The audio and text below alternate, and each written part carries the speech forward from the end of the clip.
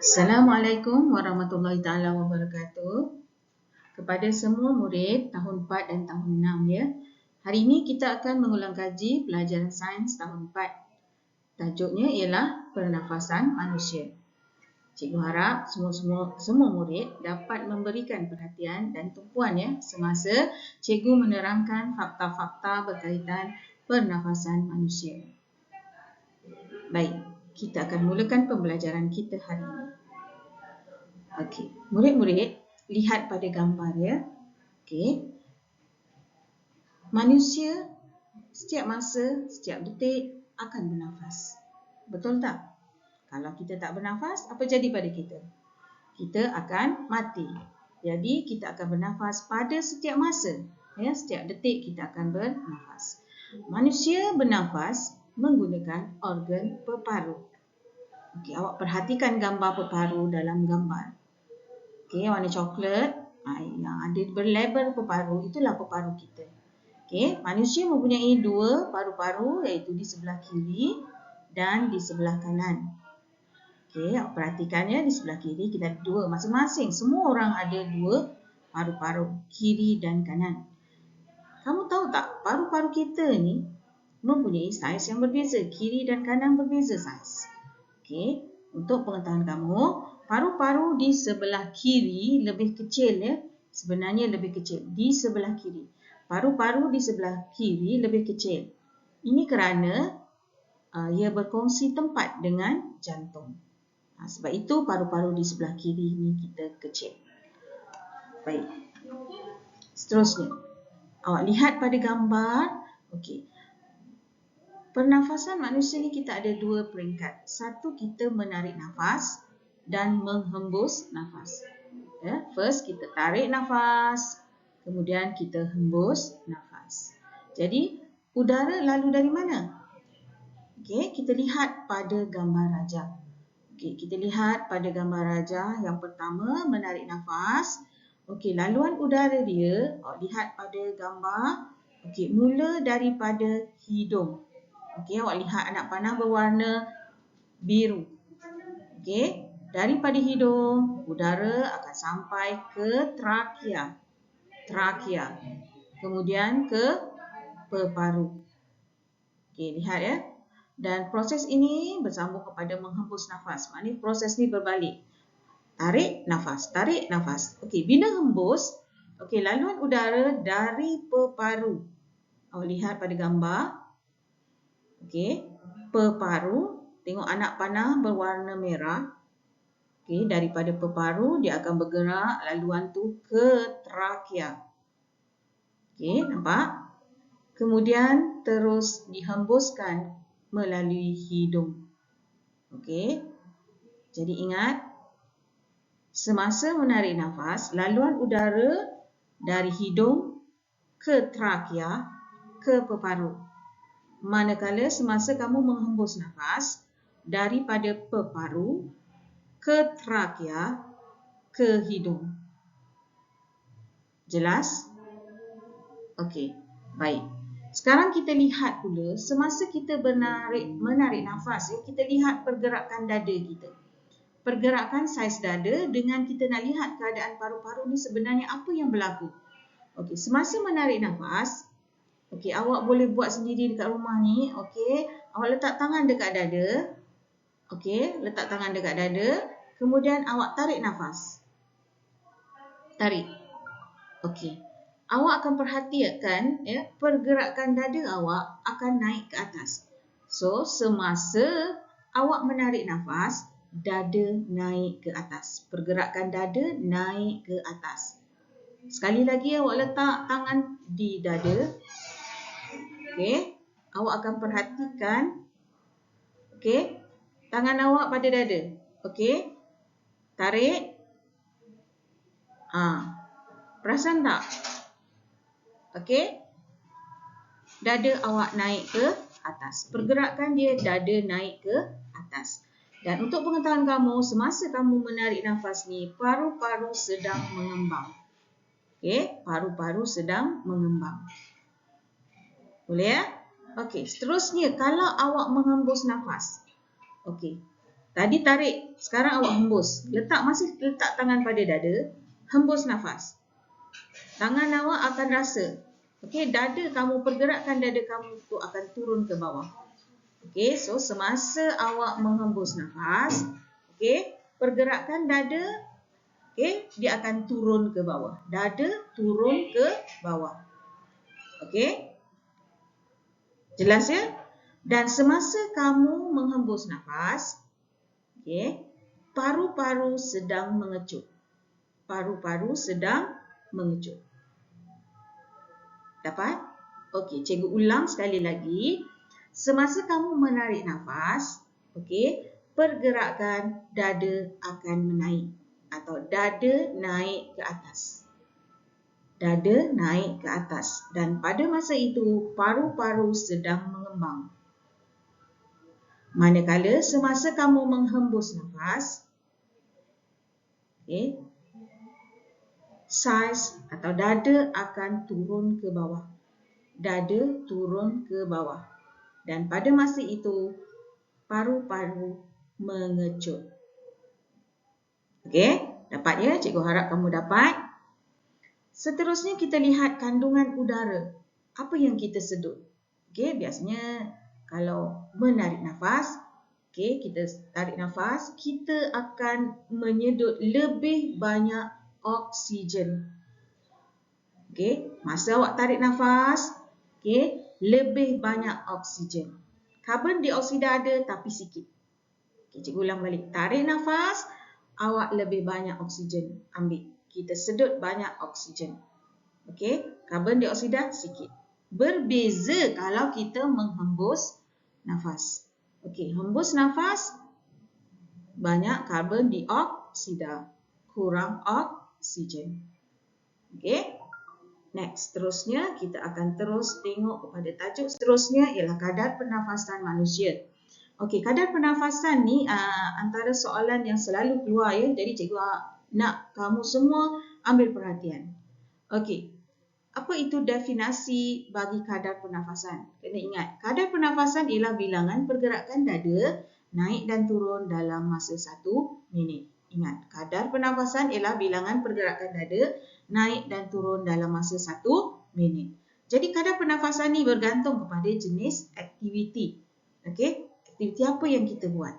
Okey, kalau rendah, contohnya kalau kita tidur ke, duduk ke, baca buku, maknanya aktiviti tu kita bukan aktif, ya.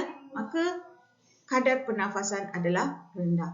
Kalau sederhana, contohnya awak jogging, tapi bukan jogging yang lari laju tau. Okey, yang awak rasa awak buat macam slow lah, tapi ataupun berjalan, boleh. Itu adalah kadar pernafasan sederhana. Kalau tinggi, berlari.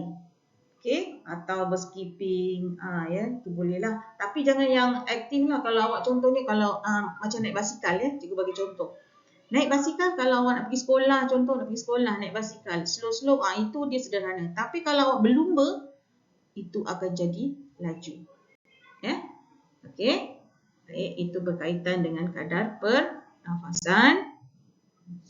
Yes, tadi cikgu dah beritahu kadar pernafasan ni berbeza bagi setiap aktiviti. Kenapa? Ya, sebab badan kita ni memerlukan udara yang tak sama bagi setiap aktiviti.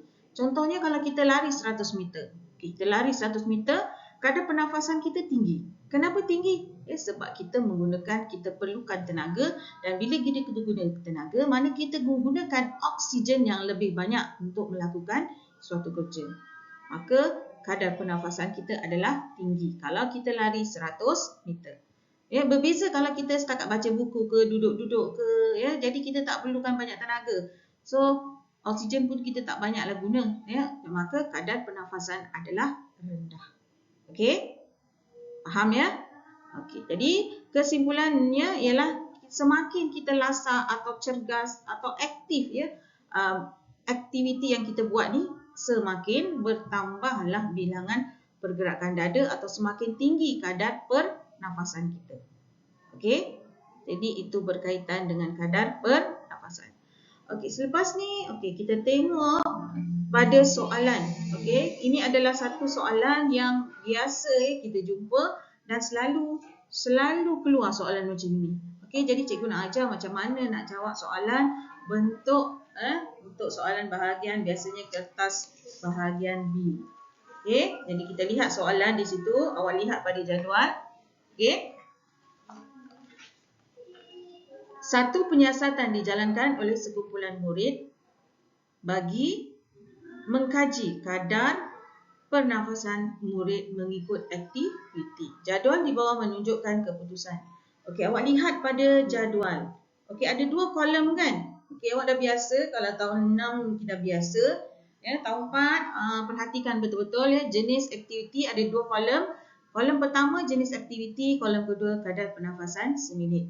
Okey, cikgu kamu mesti dah ajar macam mana nak cari pemboleh ubah. Okey, sebab soalan pertama yang kita nak jawab ialah soalan pemboleh ubah. Okey, soalan pemboleh ubah ni kita ada 3. Dimanipulasi, bergerak balas, dimalarkan. Okey, jadi kalau nak cari pemboleh ubah, cikgu dah ajar dulu. Ya, cikgu kamu pun mesti dah ajar ya. Okey, kalau kolom pertama biasanya adalah pemboleh ubah dimanipulasi. Kolom kedua adalah pemboleh ubah bergerak balas. So, awak perhatikan di situ. Okey, awak perhatikan di situ. Apakah pemboleh ubah dimanipulasi? Okey, awak lihat di situ. Cikgu tadi pesan kan? Tajuk yang pertama. Okey. So, tengok tajuk pertama. Apakah pemboleh ubah dimanipulasi? Ya, betul. Ya, jenis aktiviti. Manakala pemboleh ubah bergerak balas adalah kadar pernafasan seminit. So, soalan A, soalan B kita dah jawab dah. Okey, kita dah tahu. Ambil saja daripada jadual. Okey? Jelas ya? Okey, seterusnya soalan C. Apakah pemboleh ubah dimalarkan? Kalau dimalarkan di sini awak kena fikirlah.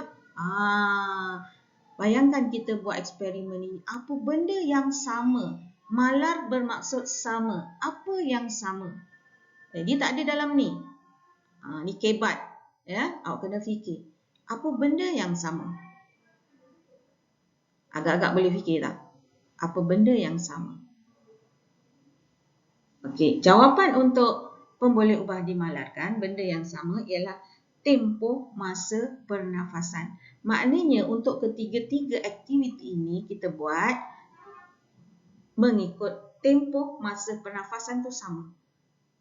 Okey, mungkin dalam seminit. Kita buat ke seminit kan? Kadar pernafasan seminit. So, dalam masa 1 minit, mereka mengira tempoh, mengira kadar pernafasan dalam seminit. Jadi, tempoh lah. Ya, tempoh masa pernafasan. Okey, seterusnya D. Apakah tujuan penyiasatan ini? Okey, tujuan. Macam mana nak jawab soalan tujuan? Okey, cikgu percaya ramai dah tahu. Ya, kata kunci untuk menjawab soalan tujuan. UMHA, PM dan PB. UMHA tu apa? Untuk mengkaji hubungan antara PM dan PB. Okey, PM dan PB kita dah cari. Okey, PM tadi kita tulis jawapan dekat A dengan B. Pemboleh ubah bergerak balas. Okey, soalan A dengan B tu kita boleh gunakan. Sebab kita nak jawab soalan tujuan mesti untuk mengkaji hubungan antara UMHA untuk PM dan PB. Maka untuk mengkaji hubungan antara jenis aktiviti dan kadar pernafasan seminit. Okey. Okey, seterusnya, apakah pemerhatian yang boleh dibuat berdasarkan jadual di atas? Okey, untuk pemerhatian. Okey, ini antara soalan yang selalu keluar dan masih ramai yang tak tahu untuk menjawab soalan pemerhatian. Okey, untuk pemerhatian, bila awak jumpa soalan pemerhatian atau soalan inference, okey, first kali awak kena tengok pemboleh ubah bergerak balas. Apa benda yang kita nak cakap? Kita nak cakap pasal pemboleh ubah bergerak balas. Okey, jadi awak tengok pemboleh ubah bergerak balas kat situ ialah kadar pernafasan seminit. Okey, jadi kita nak kaitkan tentang kadar pernafasan seminit. Okey, cikgu ulang balik soalan E. Apakah pemerhatian yang boleh dibuat berdasarkan jadual di atas? Okey, kita ambil kadar pernafasan seminit. Okey, kita mulakan daripada kadar pernafasan seminit. Awak tengok jenis aktiviti mana satu yang cepat mana satu yang tinggi atau yang rendah. Yang paling tinggi awak tengok ada 42 tu maknanya berlari paling tinggi. Paling rendah duduk 18. Okey, so kita tahu paling tinggi berlari. Kita ambil yang berlari ya. Jadi awak tulis jawapan kadar pernafasan seminit bagi aktiviti berlari paling tinggi. Nampak tak? Kadar pernafasan seminit bagi aktiviti berlari paling tinggi. Okey, cikgu ambil begitulah. Kalau nak guna paling satu je tak payah bandingkan. Tapi kalau awak nak buat bandingan boleh. Awak cakap macam ni. Kadar pernafasan seminit bagi aktiviti berlari lebih tinggi berbanding aktiviti duduk atau berjalan. Dia kena sebut dua-dua. Tapi nak mudah, okey, cikgu suggest lah, cikgu cadangkan jawab guna paling. Okey, kadar pernafasan seminit bagi aktiviti berlari paling tinggi. Kalau nak yang guna rendah pun boleh. Kadar pernafasan seminit bagi aktiviti duduk paling rendah. Okey? Itu jawapan bagi soalan E. Soalan F. Berikan inference berdasarkan pemerhatian DE. Okey, kalau nak jawab soalan F, mesti berpandukan jawapan E. Kalau yang E tadi kita kata kadar pernafasan paling tinggi, maka kita bagi sebab yang itu berdasarkan DE. Okey, jadi kalau tadi atas kita dah jawab paling tinggi adalah berlari, kita beri sebab kenapa. Okay, kenapa? Okey, jadi awak kena beri sebab lah kenapa berlari itu paling tinggi kadar pernafasannya. Okey, jadi berikan inference, awak kena tulis kadar pernafasan bagi aktiviti berlari paling tinggi kerana apa? Kerana kita memerlukan paling banyak oksigen. Paling banyak oksigen. Cikgu ulang balik. Kadar pernafasan bagi aktiviti berlari, kena sebut dia. Sebab kita ada 3, kena sebut. Kadar pernafasan bagi aktiviti berlari paling tinggi kerana kita memerlukan paling banyak oksigen. Okey, paling banyak oksigen. Okey, itu bagi inference. Dan last kali, okey, soalan last kali, apakah hipotesis yang ingin dibuktikan dalam penyiasatan ini? Okey, soalan hipotesis. Okey, keywords dia, cikgu percaya ramai yang dah tahu. Semakin pola PM, semakin pola PB. Okey, cuma kat sini cikgu rasa tak ada masalah. Kita boleh guna semakin pola PM, semakin pola PB. Okey, jadi kita guna semakin. Pola dia kita kena tambahkan sebab ni jenis aktiviti. Takkan nak cakap semakin bertambah jenis aktiviti kan? So tak boleh. Kita tambahkan satu perkataan. Awak tengok duduk, berjalan, berlari. Okey, aktif ke tak aktif? Okey, jadi kita tengok kalau lari tu paling aktif. Okey, kita jawab macam ni. Semakin bertambah aktif jenis aktiviti, semakin bertambah kadar pernafasan. Betul lah. Kadar pernafasan seminit. Okey, dapat? Jangan risau, nanti cikgu akan buat tulis jawapan dalam ni. Sekejap lagi cikgu paparkan. Okey, jadi cikgu harap kamu fahamlah. Okey, cikgu ulang balik nanti. Tengok pada jawapan ni. Okey. Soalan dimanipulasi. Siapa yang tak dapat lagi, boleh nampak kat sini. Okey. Boleh ubah dimanipulasi, jenis aktiviti. Boleh ubah bergerak balas, kadar pernafasan seminit. Boleh ubah dimalarkan, tempoh masa pernafasan. Tujuan. Okey, tujuan untuk mengkaji hubungan antara jenis aktiviti dan kadar pernafasan seminit. Apakah pemerhatian? Kadar pernafasan seminit bagi aktiviti berlari paling tinggi. Nampak ya? Cikgu tulis paling tinggi. Ini penting ya? Sangat penting. Seterusnya berikan inference. Okey, kadar pernafasan bagi aktiviti berlari paling tinggi kerana kita memerlukan paling banyak oksigen. Kita juga tulis paling. Pastikan ada paling di situ. Okey, dan akhir sekali apakah hipotesis? Okey, semakin bertambah aktif. Nampak tak? Bertambah aktif. Ya. Awak kena tambah aktif di situ. Ya, kalau tak ada aktif akan salah ya. Semakin bertambah aktif jenis aktiviti atau lasak ke, semakin bertambah lasak jenis aktiviti, semakin bertambah kadar pernafasan. Okey. Cikgu harap kamu dapat ya apa yang cikgu sampaikan ini dapat pada kamu lah. Okey, jadi sebelum cikgu mengakhiri pembelajaran cikgu ya. Okey. Ada soalan dalam link nanti awak yang akan diberikan dekat kelas, setiap kelas nanti, soalan quizzes ya yang disediakan dalam link yang diberi, nanti akan diberi. Jadi kamu tak perlu tulis nama, boleh terus jawab sahaja. Okey.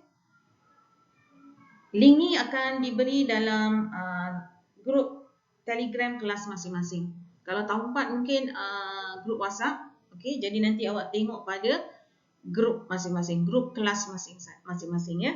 Dan cikgu harap kamu faham sebab ini ulang kaji ya. Jadi kalau ada sebarang pertanyaan boleh tanya pada guru-guru yang mengajar sains. Okey, sampai di sini sahaja. Okey, selamat belajar. Okey, jangan malas-malas. Okey, teruskan pembelajaran kamu walaupun di rumah. Okey, assalamualaikum warahmatullahi taala wabarakatuh.